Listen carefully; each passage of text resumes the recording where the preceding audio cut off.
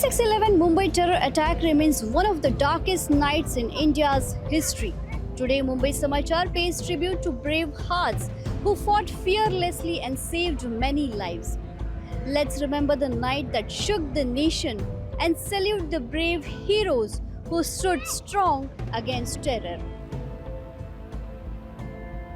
Mumbai's darkest night began when terrorists arrived via a hijacked boat near Badwar Park. Let's see how they entered the city. It has been 17 years since the dreadful night when Mumbai came under a brutal terrorist attack. Yet, the memories of 26/11 remain raw and vivid as though the tragedy unfolded only yesterday. The scars of that dark night still lie heavy on the hearts of every Indian. The attack did not just shake one city, it shook an entire nation. The terrorists had entered Mumbai through the Badwar Park shoreline. It was fisherfolk Dhondu Jagtap who first saw the boat. That night, his son's wedding celebrations were underway, and friends and relatives were gathered on the terrace. When the hijacked boat approached, Dhondu Jagtap and his community assumed it was their own fishermen returning for dinner, as they often did. But this time, it was different. The people arriving were not fishermen, they were terrorists. In the days that followed, security across Mumbai was strengthened. CCTV cameras were installed along the coastline and surveillance systems were upgraded. A permanent police outpost was set up there, manned round the clock. And alongside the police force, the local fishing community also became more vigilant, playing a crucial role in safeguarding the city's shores. 26/11 जी घटना झालेली ती फार white घटना होती आणि त्यांची आठवण आम्हाला आता पण येते. पण काय आता ते टेररिस्ट आले तेव्हा आम्ही इकडे कामं करत होते, मच्छीची नेट साफ करत होते. ते अचानक वर चढले बोटीने आणि त्यांनी पूर्ण मुंबईमध्ये धमाका केला. नंतर काय ते इकडे गेले आणि आम्हाला त्याची बिलकुल कल्पना नव्हती काय टेररिस्ट आहे म्हणून. नाही तर आमच्या लोकांनी पण त्याच्यावर काहीतरी म्हणजे हे धावपळ केली असती पकडायची. पण तसं काय झालं नाही आणि ते काय ताबडतोब इकडे तिकडे निघून गेले. आणि 17 वर्षानंतर आता भरपूर बदल झालेला आहे, कारण आता सरकारने एवढी यंत्रणा तयार केलेली आहेत काय ते पूर्ण जातीने लक्ष देतात. आणि ज्या टायमाला आम्हाला नंबर दिलेला टोल फ्री तो आत्तासुद्धा व्यवस्थित चालतो. आणि पोलिसांचं पण संपूर्ण लक्ष आता किनारपट्टीवर असते. आणि पोलिसांचा संबंध आणि आमचा मच्छीमारांचा संबंध फार चांगला आहे. आता तर जरा काही हालचाल झाली तर आम्ही त्याला कळवतो. After entering Mumbai, the terrorists targeted several iconic locations, including the Taj Mahal Hotel. A 50-hour fierce battle was unfolded inside the Taj, where all 4 terrorists were killed.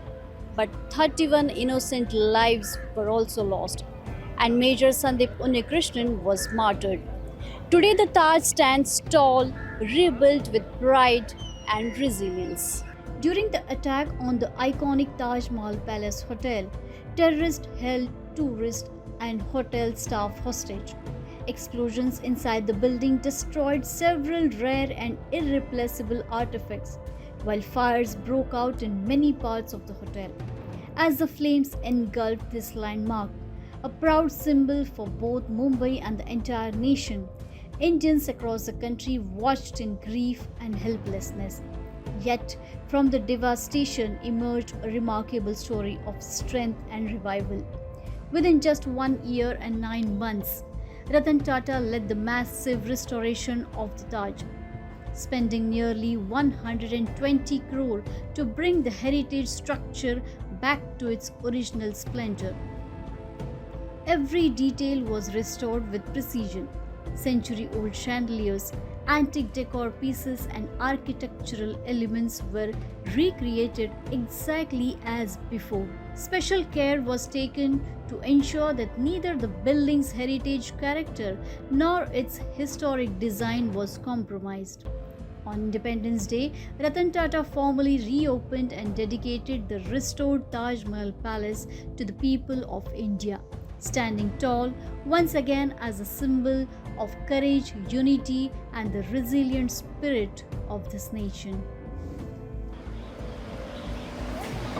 The terrorists also struck the Oberoi Hotel, holding many people hostage. Despite being only 2 in number, they created havoc until the NSG killed them after a 2-day battle. At the Trident Hotel, the terrorists were unable to hold their ground for long. NSG commandos launched a swift and powerful operation, and within just a day and a half, the Trident was completely secured. However, the hotel suffered massive damage in the attack. Overcoming that destruction, the Trident Hotel has since been rebuilt and reopened, once again standing strong. The terrorists did not target only the elite. Ordinary citizens were equally attacked. After the hotel assaults, they opened fire at the crowded CSMT railway station, aiming directly at innocent civilians. The CSMT station, a heritage landmark and Central Railway's key hub, witnessed horrific bloodshed when 2 terrorists opened fire, killing many innocent lives. Today, despite advanced security upgrades, the painful memories of that night remain etched to the hearts of people. Chhatrapati Shivaji Maharaj Terminus, the headquarters of Central Railway and a UNESCO World Heritage Site, one of the oldest and most important stations in the country, where thousands of passengers from across India arrive every day. But on that tragic night, 2 terrorists stormed into the station and opened indiscriminate fire, claiming the lives of countless innocent people. Even today, 17 years later, the horrifying visuals of bloodshed remain impossible to forget. Since then, efforts have been made to modernize and strengthen the station's security. Advanced live detection systems have been installed, and CCTV surveillance has been significantly upgraded. Yet, despite all the developments, the memories of that horrific night continue to haunt this historic station. 26/11/2008 की रात मैं 9 साल 11 महीने की थी। मैं, मेरे पापा, मेरे भाई, हम तीनों पूना जाने वाले थे। CST में हम 12 और 13 नंबर प्लेटफॉर्म के सामने बैठे। उतने में मेरा भाई बोला मुझे टॉयलेट आया। पापा बोले कि बेटा तू टॉयलेट जाके आ जा, फिर हम टिकट निकाल के जाएंगे। जैसे ही वो टॉयलेट को गया, अचानक से बॉम्ब धमाका हुआ और गोली फायरिंग होने लगती है। लोग भाग रहे हैं, कुछ समझ में नहीं आ रहा है। सडनली वहां मैं देख रही हूँ लोगों को भागते हुए, किसी के हाथ से खून निकल रहा है तो किसी के पैर तो किसी के सर से। मैं देख रही हूँ भागते भागते लोग गिर रहे हैं। मैं क्वेश्चन मार्क थी कि आखिर यहाँ सब क्या हो रहा है। मेरे पापा और मैं भाई को आवाज़ दे रहे हैं, भाई हमें मिले नहीं। मेरे पापा ने बोला बेटा यहाँ कुछ तो गलत हो रहा है, हम भी भागते हैं। मैं मेरे पापा के साथ जैसे ही भागने की कोशिश करती हूँ, वैसे एक गोली आके मेरे राइट पैर में लग जाती है। गोली लगने के पहले मैं एक शख्स को देखती हूँ जो बुटका सरीका है, जिसके हाथ में बड़ी सी गन है और वो अंधाधुंध गोली फायरिंग कर रहा है। मैं क्वेश्चन मार्क थी कि आखिर ये कौन है और यहाँ सब क्या हो रहा है और ये हम लोगों को क्यों मार रहा है। इसके चेहरे पे कोई डर नहीं है, इसके चेहरे पे ऐसा देख के लग रहा था वो खुशी है, वो हम लोगों को मार के उसे खुशी मिल रही है। मैं अब तब भी क्वेश्चन मार्क थी कि ये क्या है और ये शख्स कौन है, इसका नाम क्या है, कुछ पता नहीं चला मुझे। मेरे पैर में गोली लगी, मैं गिर गई, बेहोश हो गई। वहाँ से मुझे सेंट जॉर्ज हॉस्पिटल लेके गए। मेरे पापा ने बताया कि पुलिस ऑफिसर TC मिल के मुझे सेंट जॉर्ज हॉस्पिटल पहुँचाए। जब हॉस्पिटल में मुझे होश आया, मेरे बाजू में काफ़ी पेशेंट्स पड़े थे। डॉक्टर किसी को बेहोश कर पा रहे तो किसी को नहीं कर पा रहे थे। वो सब देख के मैं और डर गई, घबरा गई, क्योंकि ऑलरेडी मैंने जो स्टेशन पे देखी थी तब मेरी उम्र सिर्फ 9 साल 11 महीने की थी। वो आतंकवादी को देखना, जो गोली फायरिंग होना, मैंने फिल्म में देखा था कि हीरो को गोली लगती है, रियल लाइफ में गोली लगती है, और जो फिल्म का ये बहुत डिफरेंट था। जो हीरो को गोली लगती है वो तो दूसरे दिन ठीक हो जाता है, बट रियल लाइफ में जिसे गोली लगती है वो दूसरे दिन ठीक नहीं होता है। उसे वो दर्द कितना होता है, वो तकलीफ क्या होती है, तब मुझे पता चला। मेरे माइंड में वही सारी चीज़ें चल रही थी। हॉस्पिटल में मैं जब देखी डॉक्टर टाका दे रहे, काट रहे, गोली निकाल रहे, मैं क्वेश्चन मार्क थी कि क्या हो रहा है। मुझे JJ हॉस्पिटल शिफ्ट किए गए। JJ हॉस्पिटल में मैं करीबन 1.5 महीने एडमिट रही। मेरा पैर का 6 ऑपरेशन किया गया। मेरे पैर से गोली निकाली गई, मेरी राइट पैर में गोली लगी गई थी। मेरे पापा ने कसाब और अब्बू इस्माइल को दोनों को देखा था और मैंने कसाब। कुछ टाइम बाद हमें मुंबई क्राइम ऑफिस से कांटेक्ट किए गए। कसाब को आइडेंटिफाई करोगे, आप कोर्ट में गवाही दोगे? हमने बोला हम तैयार हैं। फिर 10 जून 2009 को मैं और मेरे पापा ने जाके कोर्ट में कसाब को आइडेंटिफाई किया था। जब मैं कोर्ट रूम पहुंची थी, मेरे सामने 3 शख्स बैठाए गए थे, तो उसमें से मुझे कसाब को पहचानना था। जो जज साहब के साइड में फर्स्ट में बैठा था वो था आतंकवादी कसाब। मुझे काफ़ी कंफ्यूज करने की कोशिश भी किए गए, नहीं आप ये बता रहे हो, नहीं आप वो बता रहे हो। तो मैंने बोला नहीं, जो फर्स्ट में बैठा है वो है आतंकवादी कसाब। 26/11 के बाद हमारे देश में एक चीज़ की पता चल गया है कि आतंकवाद का हादसा इतना बड़ा हो चुका है जो मुंबई शहर में, तो उसके खिलाफ लड़ना आ चुका है। उस टाइम पे शायद उस टाइम हम इतने तरीके से अच्छे से नहीं लड़ पाए थे, बट अभी हम उस तरीके को लड़ सकते हैं। और अभी में भी हमारी मुंबई शहर में वो एक पावर है जो 26/11 जैसे हादसे को रोक सकती है। अगर मीडिया इस चीज़ के बारे में या लोगों ने इस चीज़ के बारे में जानने की कोशिश नहीं की तो किसी को कुछ पता ही नहीं चलेगा। अगर कहीं कुछ हादसा होता है, कुछ चीज़ें होती है, उसके खिलाफ कोई बोलना सीखेगा नहीं। तो आपका आना और लोगों को ये बताना बहुत इम्पॉर्टेंट है। हम जैसे लोगों को भी आगे आके इस बारे में बात करना बहुत ज़रूरी है, क्योंकि अगर आप बात नहीं करोगे, उस चीज़ के खिलाफ लड़ना नहीं सीखोगे, तो कहीं पर भी कुछ हादसा होगा तो हम डर के हमारे घर में बैठेंगे, उसके खिलाफ आवाज़ नहीं उठा पाएंगे। और रही बात तो लोगों को अगर ऐसा लगता होगा कि सिर्फ जिस पे बीतती है उन्हें तभी याद आती होगी जो लोग आके उनसे क्वेश्चन करते, तो ये नहीं है। मुझे वो हर दिन, हर पल, हर सेकंड वो हादसा याद आता है। मेरे पैर में आज भी वो गोली का निशान है, वो दर्द अभी भी मुझे होता है, तो मैं उस दर्द से अभी भी उभर नहीं पाई हूँ और वो हमेशा उसी तरीके से रहेगा। वो दर्द मेरी अभी एक ताकत बन चुकी है जो मैं आतंकवाद के खिलाफ लड़ती हूँ और आगे भी लड़ते रहूँगी। 21 नवंबर 2012 को मुझे पता चला कि कसाब को फांसी हुई है। उस दिन मैं बहुत खुश हुई, इतनी खुश हुई कि मुझे ऐसा लगा कि हाँ, इंसाफ मिल गया है। इंसाफ मुझे मिला है, बट अभी तक पूरी तरीके से नहीं मिला है। पूरा इंसाफ तब मिलेगा जब मेन मास्टरमाइंड अभी भी पाकिस्तान में जिंदा है, जब वो मारे जाएंगे, तब लगेगा हाँ कि पूरा इंसाफ मिला गया है मुझे। Terrorists targeted not only Indians but foreign nationals too. Yet the Leopold Cafe thrives, standing rebuilt and strong. Leopold Cafe, the popular restaurant and bar on Colaba Causeway, was among the very first locations attacked during the 26/11 Mumbai terror strikes. According to Mumbai police and investigation reports, the gunmen had split into teams of 2. One such pair stormed into the cafe and opened relentless, indiscriminate fire. A favorite spot for foreign tourists, the cafe was packed that night. Before anyone could comprehend what was happening, bullets began flying and chaos erupted as people ran for their lives. Official figures confirm that 10 people were killed in the attack at Leopold Cafe alone. Today, the cafe stands stronger than ever. During this attack, Kasab's firing also claimed lives of our brave officers. ATS Chief Hemant Karkare, Additional Commissioner Ashok Kamte and Encounter Specialist Vijay Salaskar. Their sacrifice for nation can never be forgotten. The loss of brave officers like Hemant Karkare, Vijay Salaskar and Ashok Kamte was a devastating blow to the Mumbai police. Their absence is felt even today, and no one can ever replace their sacrifice. Yet, in the midst of this tragedy, a remarkable act of courage emerged from within the force. Constable Tukaram Ombare's heroic effort turned the tide and brought pride and honor to the entire police department. At Kama Hospital, terrorist Ajmal Kasab and his partner fired wildly, hurled grenades spreading panic.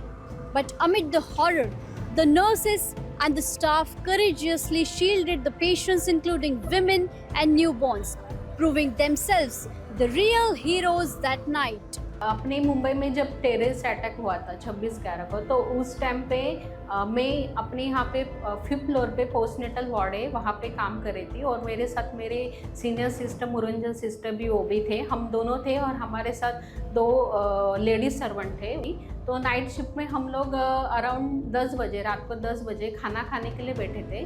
तो उस time पे हम लोग को बाहर से कुछ आवाज़ें सुनाई दे रही, तो हम लोग को लगा कुछ क्रिकेट का माहौल चालू है, तो उसकी वजह से उसके सेलिब्रेशन में पटाखे वगैरह फोड़ रहे, ऐसा हम लोग को लगा। तो हम लोग ने उसके ऊपर ज़्यादा ध्यान नहीं दिया। लेकिन उसके 2 मिनट बाद हमारे हॉस्पिटल के एक वॉचमैन है, फुंदे मामा, वो भागते भागते हमारे यहाँ पे आ गए और उन्होंने बोला कि जल्दी जल्दी सब जन छुप जाओ करके। अपने यहाँ पे नीचे फायरिंग हुई है और हमारे 2 गार्ड को मारा गया है करके। तो ये सुन के हम लोग मतलब एकदम घबरा गए, क्योंकि हमारा जो पोस्टनेटल जो वार्ड है वो दोनों तरफ फैला हुआ है। तो हम लोग को समझ में नहीं आ रहा था कि हमारे पास मैन पावर भी कम है और हमारे पास कोई जेंट्स सर्वेंट भी नहीं थे। सब पेशेंट को हमारे यहाँ पे एक छोटी सी रूम है जिसको हम वॉर्म क्यूबिक बोलते हैं, तो वो रूम में हम लोग ने सबको चिल्ला के बोला कि सब जन फटाफट उठो करके अपने बच्चे को उठाओ और वो रूम में जाके छुप जाओ। उनका ऑपरेशन हुआ था तो उनको उठने में दिक्कत हो रही, तो हम लोग को उनको उठाना पड़ रहा था और उनको लेके जाना पड़ रहा था, और उनके साथ उनके बेबीज़ भी थे और सब वार्ड में एकदम ऐसा हल्ला हो गया था। तो किसी को कुछ समझ में नहीं रहा था। फिर उसमें जो बच्चे थे छोटे, वो बच्चे भी रो रहे थे। फिर भी हम लोग ने कैसे तो मैनेज किया और सामने वाला वार्ड था वहाँ पे भी हम लोग ने वो जो फुंदे मामा था उसको भेजा, उसको बोला कि तुम उधर के पेशेंट को कलेक्ट करो, उधर के रूम में छुपाओ करके। ऐसा हम लोग ने फटाफट सबको छुपाया, लाइट्स ऑफ किया तुरंत से।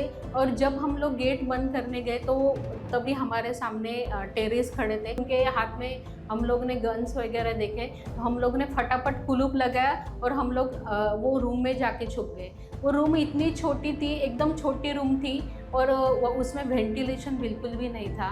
तो फिर भी हम लोग सब एक दूसरे के ऊपर, हम स्टाफ लोग, फिर हमारे सर्वेंट, पेशेंट, उनके बेबीज़, उनके रिलेटिव, सब हम एक दूसरे के ऊपर चढ़ के वहाँ पे मतलब बाहर क्या चल रहा है उसके आवाज़ हमें सुनाई दे रहे थे। हमारे वार्ड के बाहर के पैसेज में जो 5th फ्लोर पे है, 5th फ्लोर और 6th फ्लोर के बीच में पुलिस और वो टेररिस्ट, उनके बीच में फायरिंग चल रहा था। और वो फायरिंग के बीच में उन लोग ने 4 बार हैंड ग्रेनेड फ्लोर पे डाला था। तो वो हैंड ग्रेनेड की वजह से पूरी बिल्डिंग हिल रही थी। तो हम लोग को मतलब उस टाइम पे ऐसा लगा कि पता नहीं मतलब हम लोग आज ज़िंदा रह पाएंगे कि नहीं करके। तो उस टाइम पे सब छोटे बच्चे रो रहे थे, क्योंकि फायरिंग का आवाज़ इतना ज़्यादा था कि मतलब हम लोग ने कभी सुना नहीं था ऐसा। ये सब पिक्चर वगैरह में हम लोग ने देखा था। तो हम लोग ने फिर सब मदर को रिक्वेस्ट किया कि कुछ भी हो बच्चे लोग को कंटिन्यू फीडिंग करते रहना, उनको मतलब अपने ब्रेस्ट से निकालो मत करके उनको कंटिन्यू फीडिंग करते रहना। फिर मैंने सब पेशेंट के मोबाइल लिए, उनके मोबाइल फटाफट साइलेंट मोड पे डाल दिए जिन जिन के पास मोबाइल थे। और फिर भी सबको बोला कि तुम एक बार अपने घर वालों से बात करो, क्योंकि अपने को पता नहीं था कि आगे क्या सिचुएशन वर्स्ट हो सकती है करके। तो उसके बाद और ऐसा सिचुएशन आ गया कि हम लोग को सांस लेने में भी दिक्कत हो रही थी, क्योंकि वहाँ पे कोई भी विंडोज़ वगैरह नहीं थे जो कि ओपन है करके। तो ऐसा टाइम आ गया था कि हम लोग विंडो तोड़ने के लिए मतलब ये हो गए थे, मतलब तैयार हो गए थे कि विंडो तोड़ के उसमें से हवा आए करके। लेकिन ये जब चला तो उसके बाद हम लोग कमांडोज आए वहाँ पे हॉस्पिटल में, और वो कमांडोज ने हम लोग को आफ्टर कंफर्मेशन बाहर निकलने के लिए बोला कि हम लोग आ गए करके, आप लोग बाहर निकलो करके। तो उसके बाद हम लोग जब बाहर निकले तो हमारी वार्ड की जो कंडीशन थी वो बहुत ही ज़्यादा बेकार थी। मतलब पूरे वार्ड में खून फैला हुआ था। सबके जो पुलिस और टेररिस्ट के बीच में जो फायरिंग चल रहा था उसकी वजह से किसी का चप्पल इधर गिरी, किसी का चश्मा इधर गिरा है। फिर हमारे सब पिलोज, फिर मैट्रेसेस, वो सब ब्लड से लोडेड हो गए थे। मतलब इतनी गंदी कंडीशन थी। और वहाँ पे उन लोग ने 1-2 रिलेटिव को इंजर्ड भी किया था, मतलब तो उसकी वजह से सब पूरे वार्ड में खून फैला हुआ था। तो कमांडोज ने हम लोग को फिर भी उसके बाद बोला कि अभी भी मतलब मुंबई में अटैक चल रहा है करके, तो आप लोग को अलर्ट रहना पड़ेगा। तो उसके बाद हम लोग ने सारे पेशेंट को निकाला और हम लोग जो बाथरूम थोड़ा बड़ा सा था वहाँ पे जाके उनको सब पेशेंट लोग को छुपाया करके। उसके बाद हमारे हॉस्पिटल के कुछ डॉक्टर लोग, फिर कुछ टेक्नीशियन वगैरह वो टेरेस पे छुपे थे। तो उन लोग को भी वहाँ से मतलब कमांडो को बोल के वहाँ से निकाला, क्योंकि उनको भी कुछ आइडिया नहीं आ रही थी कि क्या चल रहा है क्या नहीं। लेकिन वो उन लोग की कंडीशन उस टाइम पे ऐसे हो गई थी कि वो लोग मतलब वहाँ से कूद जाए करके, ऐसे उन लोग के दिमाग में आ रहा था। तो ये सिचुएशन सब ये होते होते सुबह हो गई। और सुबह फिर हमारे सब सीनियर वगैरह वो सब आए, तो उन्होंने हम लोग को थोड़ा एश्योर किया। तो उसके बाद लेकिन वो जो सिचुएशन थी, मतलब लाइफ में हम लोग ने ऐसी सिचुएशन कभी नहीं, हम कोई भी मतलब नॉर्मल इंसान को नहीं देखता है कि ऐसे सिचुएशन अपने लाइफ में आए करके, लेकिन भगवान की कृपा से हम लोग उस टाइम पे बच गए। सबसे मेन चीज़ ये थी कि हमारे हॉस्पिटल में एक भी पेशेंट, एक भी डॉक्टर या एक भी स्टाफ को कुछ भी हुआ नहीं, लेकिन हमारे 2 गार्ड मारे गए, लेकिन सब पेशेंट सब जिंदा थे, किसी को कुछ हुआ नहीं, कोई इंजर्ड नहीं हुआ। और ये सब हमारे स्टाफ, हमारे डॉक्टर, हमारे सर्वेंट ने जो उस टाइम पे प्रेजेंस ऑफ माइंड दिखाया, उसकी वजह से ये सब चीज़ें पॉसिबल हुई। टेररिस्ट अटैक होके अभी 17 साल हो गए। उसके बीच में जो टेररिस्ट हम लोग ने पकड़ा था अजमल कसाब, उसको फांसी भी हो गई, वो जो कि सबसे अच्छी चीज़ थी हमारे लिए कि उसको फांसी दी गई। आज हम ये चीज़ को याद करते हैं तो हम लोग को बहुत मतलब बुरा लगता है कि ये चीज़ होनी नहीं चाहिए, मतलब ऐसी चीज़ें होनी नहीं चाहिए, लेकिन फिर भी एक बार दिमाग में आता है तो वो सब मतलब जो सब यादें हैं वो ताज़ा हो जाती है, वो सब मतलब आंखों के सामने आ जाता है कि उस टाइम पे हमने क्या सिचुएशन फेस की थी, क्या देखा था करके। डर नहीं लगता है, लेकिन बुरा लगता है कि मतलब ऐसा हुआ था अपने साथ, लेकिन हम लोग ने वो हैंडल किया, वो सबसे बड़ी चीज़ थी। पेशेंट लोग को सेव किया, वो भी हमारे लिए मतलब बहुत बड़ी चीज़ थी। और अभी उसकी इतनी सिवेरिटी नहीं रही कि जितना मतलब पहले बहुत, मुझे पर्सनली बहुत तकलीफ हुई थी, मतलब 6-7 महीने तो मैं टोटली डिप्रेशन में थी, क्योंकि मैंने सामने देखा था, तो उसकी वजह से उस टाइम पे मुझे बहुत तकलीफ हुई। लेकिन जैसे जैसे साल गुजरते गए तो वो चीज़ें सब दिमाग से निकल गई, और अभी ठीक है। अभी सिर्फ कोई मतलब पूछता है तो उस टाइम पे ही वही चीज़ें याद आती है। Even now, the gripping story of capturing terrorist Ajmal Kasab live sends chills down the spine. Retired officer Hemant Baudankar recounts the unforgettable mission. 17 साल पहले 26/11/2008 बुधवार, उस दिन मेरी नाइट ड्यूटी थी। उस वक्त मेरी पोस्टिंग डीबी मार्ग पुलिस स्टेशन में थी, और 8 बजे मैं पुलिस स्टेशन पे ड्यूटी के लिए रिज्यूम हुआ और रूटीन काम कर रहा था। करीब 9:30 बजे हमारे सीनियर इंस्पेक्टर श्री नागप्पा रायप्पा माड़ी, उन्होंने मुझे उनके केबिन में बुला के ये कहा कि ट्राइडेंट ताज CST इस इलाके में गोलीबार शुरू हो गई है, आप तुरंत गिरगांव चौपाटी पे नाकाबंदी शुरू कर दीजिए। मैं तुरंत सर की व्हीकल उनकी परमिशन लेके गिरगांव चौपाटी पे पहुंचा। वहाँ की जो चौपाटी में हमारी एक बीट चौकी है, वहाँ के जो हमारे जो कांस्टेबल हवलदार हैं, उनकी मदद से हमने शुरुआत में नाकाबंदी शुरू कर दी। उस वक्त हमको ये महसूस हुआ कि south Mumbai Trident Nariman point इस ओर से कार की तादाद भारी मात्रा में थी, क्योंकि उसी इलाके में फायरिंग चल रही थी। तो ऑब्वियसली लोग डर के वहाँ से भाग रहे थे। कार की तादाद ज़्यादा थी, इसलिए हमने बैरिकेड्स लगा के उसको ऑब्स्टिकल लाने की कोशिश नहीं की। हमने जितनी कार वहाँ से जा सकती है उनको अलाउ किया। उसी वक्त बाद में एक डेवलपमेंट होती गई, हमें जानकारी मिलती गई कि ये आतंकी हमले जैसी ऐसी कुछ सिचुएशन है। हमने तुरंत चौपाटी, वहाँ गिरगांव चौपाटी के में जो फूड मॉल है उसको हमने बंद करने के लिए उनके ओनर्स को रिक्वेस्ट की। उन्होंने अच्छा सहयोग दिया हमें और वो बंद करवा दिए। और जो सैलानी वहाँ घूमने आए थे चौपाटी पे, उनको रिक्वेस्ट करके अपने अपने घर जाने के लिए कहा, वो भी वहाँ से चले गए। और करीब 11 बजे वहाँ पे कर्फ्यू सिचुएशन थी, इवैक्यूएट पूरा हो चुका था। और फिर उस वक्त हमने वहाँ पे बैरिकेड्स लगाए और प्रॉपर जो नाकाबंदी होती है वो नाकाबंदी हमने वहाँ पे शुरू कर दी। मतलब वहाँ पे जो कार आती थी उनको हम लोग रुकाते थे। ड्राइवर जो उनके कार के अंदर जो व्यक्ति बैठे हुआ करते थे उनको बाहर आने के लिए कह के पूरी कार हम चेक करते थे, डिक्की चेक करते थे। और फिर वहाँ से हमारे मतलब हमें कंफर्म हुआ कि ये जेन्युइन है, तो हम उनको वहाँ से अलाउ करते थे। और उसी वक्त मुझे कंट्रोल का एक मैसेज आया कि पीटर डीबी मार्क सर की कार व्हीकल मेरे पास थी, तो उनके अंदर एक वायरलेस सेट हुआ रहता है, उस पर एक मैसेज आया कि पीटर डीबी मार्क को कामा हॉस्पिटल की गली में जाना है। तो मैं मेरे ऑपरेटर और ड्राइवर हम तुरंत वो व्हीकल लेके वहाँ की उस ओर की तरफ निकल पड़े। मेट्रो जंक्शन पे आने के बाद वहाँ पूरा बैरिकेड्स लगा के बंद किया हुआ था वो इलाका। और फिर वहाँ जो हमारे बड़े अफसर थे उनसे थोड़ा डिस्कशन हुआ और मैंने कहा कि मुझे कामा हॉस्पिटल की गली में जाना है। तो सिचुएशन ऐसी नहीं थी, वहाँ पे फायरिंग चल रही थी। तो ये रास्ता निकाला हमने कि टाइम्स ऑफ इंडिया की गली से हम एंट्री ले। और उसी वक्त हमने देखा कि कामा हॉस्पिटल या पर जो कॉलेज है वहाँ पे सेंट जेवियर्स कॉलेज, उस गली से एक पुलिस कॉलेज बाहर आ रही थी।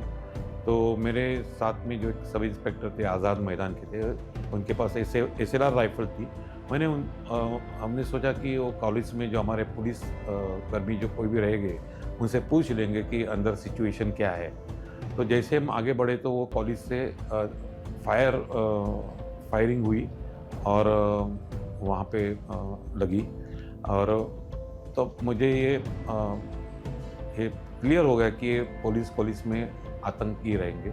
हमने तुरंत उसका पीछा करने की कोशिश की, लेकिन वो कार जो व्हीकल थी वो तेज़ी से वहाँ से डिसअपीयर हो गई। फिर हम रास्ते में जितने हमारे जो पुलिस ऑफिसर और जो स्टाफ था उनको हमने अलर्ट किया कि पुलिस कॉलेज में टेररिस्ट है। और फिर वापस में ओपेरा हाउस, फिर बाद में चौपाटी यहाँ पे आया और जहाँ मैं नाकाबंदी कर रहा था ओरिजिनली वहाँ पे आया। उस वक्त मेरे मदद के लिए वहाँ पे हमारे 15 ऑफिसर आए हुए थे, अमलदार आए हुए थे। उसमें हमारे भास्कर कदम, संजय गोविलकर, तुकाराम ओंबळे जी भी थे। फिर चूँकि वो पुलिस कॉलेज मैंने देखी हुई थी तो वो मुझे वो शांत बैठने नहीं दे रहा था मेरे दिमाग कि हमें उस कार को ढूंढना ही है। तो मैं वहाँ से इंस्ट्रक्शन दे के भास्कर कदम, संजय गोविलकर को मैं वहाँ से वो कार ढूंढने निकला नरीमन पॉइंट की ओर। तो ABCD रोड जो है चर्च गेट पे, वो मैंने चेक किए और वहाँ पे मुझे कोई पुलिस नहीं दिखाई दी। फिर वहाँ से मैं यू टर्न मार के वापस आके गिरगांव चौपाटी पे आके और हमारी जो नाकाबंदी थी उसमें मैं जुड़ गया। और करीब 12:15 बजे कंट्रोल रूम का हमें मैसेज आया कि स्कोडा कार में 2 आतंकवादी है और वो गिरगांव चौपाटी की ओर आने की गुंजाइश है। जैसे ये मैसेज आया तो हमने एक वहीं पे खड़े एक मीटिंग ली और मैंने ये बात बताई हमारे पूरे ऑफिसर और स्टाफ को। तो उन्होंने कहा कि सर किसी भी कंडीशन में अगर वो स्कोडा कार अपने पॉइंट पे आती है तो वहाँ से आगे नहीं जाएगी, चाहे हमें उसके लिए कुछ भी जो करना पड़े हम लोग करेंगे। तो उनका हौसला देख के वाकई मुझे 100 हाथियों का बल मेरे शरीर में आया था उस वक्त। और फिर हमने 2 टीम वहाँ पे फॉर्म की। एक संजय गोविलकर जी, तुकाराम ओंबळे जी, जो यूनिफॉर्म वाला जो स्टाफ हमारे जो पुलिस ऑफिसर अमलदार थे, उनको हमने बैरिकेड के पीछे खड़ा कर दिया। और मेरे साथ हमारे डिटेक्शन ऑफिसर भास्कर कदम और उनका जो स्टाफ था, मतलब डिटेक्शन ब्रांच में जो काम करते हैं, वो मुफ्ती में रहते हैं। तो वो मेरे साथ वहाँ पे रोड डिवाइडर के वहाँ हम लोग खड़े थे। करीबन 12:30 बजे वो कार वहाँ पे आई, 50 फीट की दूरी पे वो गाड़ी रुकी और हमने उनको सरेंडर होने के लिए कहा, लेकिन उन्होंने सुना नहीं या नज़रअंदाज कर दिया और बड़ी तेज़ी से वो कार हमारी ओर बढ़ने लगी। और उस कार में जो आतंकवादी थे उनको ये लगा कि अब भागने का एक ही रास्ता है, यू टर्न लो और जिस रास्ते से आए थे नरीमन पॉइंट उसी रास्ते से हम भागे। पर वो जो स्कोडा कार का टर्न लेते वक्त अबू इस्माइल जो स्कोडा चला रहा था वो टर्न प्रॉपर नहीं ले पाया और वो कार रोड डिवाइडर पर आके टकराई, वहीं रुक गई। वहाँ पे मैं खड़ा था और मेरे और जो 2 टेररिस्ट बैठे हुए थे स्कोडा कार में, उसमें सिर्फ स्कोडा का बॉनेट उतना ही डिस्टेंस था। मैंने ऊपर, चूँकि मैं 2.5 फुट के रोड डिवाइडर पे खड़ा था, तो जो सामने कार में 2 आतंकवादी बैठे थे उनकी वो मुझे क्लियर दिख रहे थे, उनकी हलचल भी मुझे क्लियर दिख रही थी, मूवमेंट्स। तो अबू इस्माइल ने कसाब को कुछ कहा, कसाब ने वहीं कार में जो पड़ा हुआ था हैंड ग्रेनेड का जैकेट वो उठाया और अपने मुंह पे जो खून लगा हुआ था वो साफ कर रहा था, क्योंकि ये जो आतंकवादी की मुठभेड़ वहाँ पे हुई थी कामा हॉस्पिटल की गली में, और वहाँ पे हमारे जो साड़स्कर साहब, कामटे सर, करकरे साहब की जो फायरिंग भी हुई थी उसमें उनको गोलियां भी लगी हुई थी, वहीं पे वो ज़ख्मी होके यहाँ पे आए हुए थे। तो जैसे मैंने वो हैंड ग्रेनेड का जैकेट देखा तो मैं श्योर हो गया कि यही टेररिस्ट है, और मैंने चिल्ला के मेरे पूरे स्टाफ को अलर्ट कर दिया। और मैं अबू इस्माइल जो ड्राइवर सीट पे बैठा हुआ था आतंकवादी, उसकी ओर बढ़ रहा था, तो उसने तुरंत अपने पास पिस्तौल थी उससे फायरिंग की। मैंने उसको फायरिंग को डॉज किया और कार के पीछे चला गया। उसी वक्त मेरे जो ऑफिसर थे भास्कर कदम, उन्होंने अपने पिस्तौल से एक राउंड अबू इस्माइल की ओर दाग दी वो गोली, और मैंने मेरे पिस्तौल से कोड़ा कार के पीछे की ग्लास में से अबू इस्माइल की ओर 3 गोलियां दागी और उसको ज़ख्मी कर दिया। उसी वक्त कसाब जो था वो प्रिटेंडेड टू बी सरेंडर, मतलब वो इतना शातिर था, उसने अपने आप को सरेंडर किया वो ऐसा दिखाया, दोनों हाथ ऊपर किए हुए थे। तो हमें लगा कि हमें अभी हमने जो ज़ख्मी किया है उसके ऊपर कॉन्सेंट्रेट करें, और हम उसकी ओर बढ़ रहे थे। उसी वक्त हम देख रहे कि कसाब ने दरवाज़ा खोला और वो बाहर आया। उसी वक्त हमारे बैरिकेड के पीछे जो हमारे संजय गोविलकर जी, तुकाराम मुंबड़ी जी, वो उसको पकड़ने के लिए आगे बढ़े। पूरी टीम हमारी वहाँ यूनिफॉर्म वाली वो उसको पकड़ने के लिए आगे बढ़े। उसी वक्त कसाब ने अपने जैकेट में छुपाई हुई AK-47 निकाली और पूरा AK-47 से जो बस फायर किया, वो पूरी बस फायर हमारे तुकाराम मुंबड़ी जो फ्रंट पे थे उनको सारी गोलियां लगी। गोलियां लगने के बावजूद भी वो जो ग्रिप थी कसाब के ऊपर पकड़, वो उन्होंने ढीली नहीं की, और उसका नतीजा ये हुआ कि हम कसाब को, जो हमारी जो टीम थी वो कसाब को पकड़ने में वहाँ पे कामयाब हुए।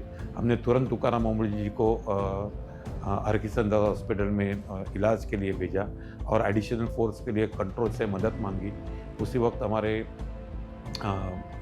परमवीर सिंह सर वहाँ पे पहुँचे और फिर वहाँ पे कमान संभाली और एम्बुलेंस आई, उसमें दोनों आतंकवादियों को हमने रख के नायर हॉस्पिटल लेके गए। वहाँ पे डॉक्टर ने अबू इस्माइल, जिनको भास्कर कदम और मैंने गोलियां मारी थी, उसको मृत घोषित किया और कसाब को इलाज के लिए वहाँ पे दाखिल कर लिया गया है। लेकिन एक जनता का, पब्लिक का पुलिस के पास देखने का जो नज़रिया है वो काफ़ी चेंज हुआ, मतलब ड्रास्टिकली चेंज हुआ। मतलब जो हल्के कमेंट्स होते थे वो बंद होने लगे, मतलब कि उनको भी पता चला कि पुलिस जो लोगों की जान माल को बचाने का भी काम अच्छी तरह से वो करते हुए निभा सकते हैं। और पर्सनली कहूँ तो मैं मतलब कहीं भी जाता हूँ तो ये मैं उस पार्ट का, मतलब वो टीम का एक पार्ट हूँ। वो लोगों को समझ में आता है तो रिस्पेक्ट मिलता है मुझे, और मतलब एक लोगों का देखने का नज़रिया भी चेंज हो गया। ये हमारे पुलिस वालों के लिए काफ़ी है, ये एक हमारी पर्सनल या ओवरऑल एक उपलब्धि है, ऐसा मैं मानता हूँ। The capture of terrorist Ajmal Kasab alive proved to be a crucial breakthrough for India. His interrogation provided concrete evidence of Pakistan's role in orchestrating and supporting the terror attack on Mumbai. This strengthened India's case before the world. Kasab was eventually executed on 21st November 2012 at the Yerawada Central Jail in Pune. 26/11/2008 में मुंबई पर जो दहशतवादी हमला हुआ है उसी हमले को आज 17 साल पूरे हो रहे हैं, लेकिन आज भी हमारी जख्म दिखाई देती है। आप देख रहे हैं ये मेरे हाथ के ऊपर गोली लगी है, मेरी उंगली कटी है और एक कमर में गोली लगी है। जब 26/11/2008 में आतंकवादियों ने मुंबई के ऊपर हमला किया था, उस वक्त मैं मेडिकल एजुकेशन डिपार्टमेंट सेक्रेटरी के गाड़ी के ऊपर ड्राइवर था, और जब फायरिंग मुंबई में जगह जगह फायरिंग होने की न्यूज़ चल रही थी, उस वक्त हमारे सेक्रेटरी ने मुझे डिपार्टमेंट में मंत्रालय में आने के लिए कहा, तो मैं अपनी ड्यूटी निभाने जा रहा था। उस वक्त जब मैं गाड़ी लेके निकला तो वो कसाब और इस्माइल ये दोनों आतंकवादी CST के ऊपर फायरिंग करके कामा हॉस्पिटल में आ जाते थे। और कामा हॉस्पिटल में हमारे दाते साहब है, उनके ऊपर फायरिंग करके गेट के ऊपर से उड़ी मारकर मेन रोड पे आ जाते हैं। उसी वक्त मैंने अपनी गाड़ी निकाला तो वो दोनों आतंकवादी मेरे गाड़ी के सामने आ गए। मुझे लगा कि वो सेंट जेवियर्स कॉलेज के वो स्टूडेंट है, लेकिन उस वक्त मेट्रो की तरफ से जो पुलिस आ रही थी उनके ऊपर उन्होंने फायरिंग किया। तो मुझे समझ में आया कि यही दो आतंकवादी है। तो मैं इमीडिएटली उनके आंख के ऊपर गाड़ी चढ़ाने की कोशिश की। जब मैं गाड़ी उनके आंख के ऊपर चढ़ा दी तो उन लोगों ने रोड के फुटपाथ के ऊपर उड़ी मार दी और मेरी गाड़ी फुटपाथ में अटक गई और दोनों नीचे गिर गए। नीचे गिरने के बाद में उसका वेपन भी हाथ से दोनों का नीचे गिरा था। और कसाब ने बायां हाथ से वेपन जब उठाई तो मेरे समझ में आया कि अभी ये अपने ऊपर फायरिंग करने वाला है। तो मैं इमीडिएटली मेरी ड्राइविंग सीट पीछे किया और मैं नीचे झुका। तो नीचे झुकने के बाद में मेरा हाथ ये स्टीयरिंग के ऊपर था, तो पहली गोली मेरे स्टीयरिंग के ऊपर लगी। ये उसमें मेरी ये दोनों उंगली चली गई है। और ऐसी 35 मीटर में गाड़ी रिवर्स लिया। रिवर्स लेते टाइम उन्होंने मेरे गाड़ी के ऊपर फायरिंग की थी, तो कमर में एक लेफ्ट साइड के दरवाजे से मेरे कमर में गोली लगी। गाड़ी रुक नहीं रही, इसलिए उन्होंने मेरे गाड़ी का टायर फोड़ दिया। टायर फोड़ने के बाद में मेरी गाड़ी जगह पर रुकी। रुकने के बाद में भी वो लोग रुके नहीं, मेरे गाड़ी के ऊपर ग्रेनेड डाला। लेकिन गाड़ी क्रॉस में थी, ग्रेनेड मेरे गाड़ी के नीचे से वो साइड में जाके फूटा। तो बाद में मैंने सोचा कि अगर मैं गाड़ी के बाहर निकल के भाग जाऊं तो वो मेरे ऊपर फायरिंग करेंगे। तो मैंने टूटी हुई उंगली सर के ऊपर डाला, मेरा मोबाइल स्विच ऑफ किया और मैं पूरा सर के ऊपर डालने की वजह से पूरा मेरे मुंह पे ब्लीडिंग हुआ था और मैं ऐसा मरने का नाटक करके मैं गाड़ी में चुपचाप रहा। फिर बाद में वो दोनों आतंकवादी मेरे गाड़ी के पास आए और दोनों ने दरवाज़ा खींच के देखा, मेरे गाड़ी के शीशे टूटे थे, मेरे सर के ऊपर पूरा ब्लड था। तो उनको लगा कि मैं मर गया और मर गया बोल के मुझे उन्होंने छोड़ दिया। उसी वक्त मेरे गाड़ी के पीछे से एक दूसरी वैन आई और वो वैन में IPS करकरे साहब, कामटे और साड़स्कर साहब थे।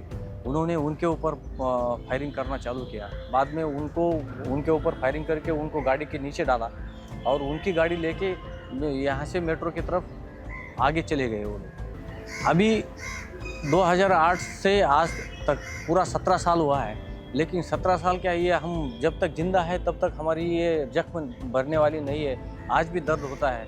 उसका जो मास्टरमाइंड है वो आज भी टेररिस्ट के यहाँ पाकिस्तान में खुलाम घूम रहा है। जब तक उसको सज़ा नहीं होती तब तक हम चैन नहीं पड़ेगा। 17 years have passed, yet the memories of 26/11 and the loss of our brave heroes remain deeply etched in the hearts of Mumbaikars and Indians. With heightened security and vigilant coastal guards and fishermen watching the shoreline, Mumbai remains strong, fearless and unstoppable. Mumbai Samachar offers a heartfelt tribute and salute to martyrs of 26/11. Jai Hind.